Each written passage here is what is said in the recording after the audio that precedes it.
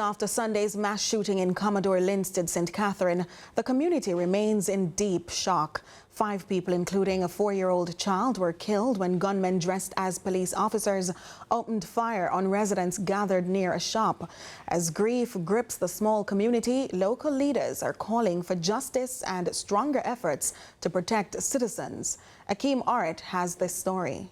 The pain still runs deep in Commodore Linstead, where 5 lives were cut short in a hail of gunfire on Sunday. As residents say they are struggling to come to terms with the brutal attack that claimed the lives of a 4-year-old girl and others. Councillor for the Bogwalk Division, Denise Murphy-Bramwell, says this will have a lasting impact. It's been very painful, and I can say that I don't see this leaving us, for now.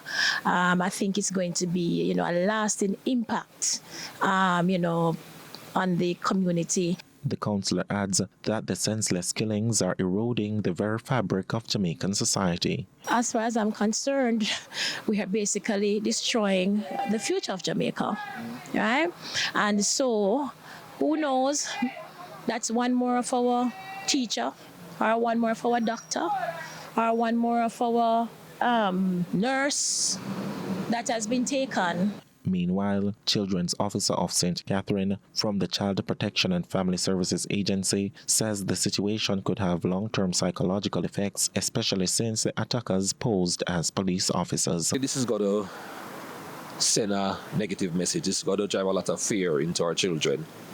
Right, and based on what we heard in terms of the persons who profile themselves as police, it may also have a negative impact on how our children will see police on a whole. Right, so it is something that we hope will never happen again. Where our youngsters can be targeted in that way.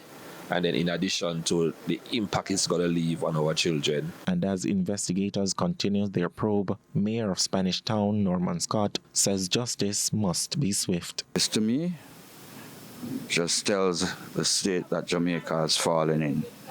I'm hoping that the security forces will leave no stones unturned to bring these heartless killers to justice. I want the police to find them, wherever they are, in whichever hole they go, wherever they dug and hide themselves.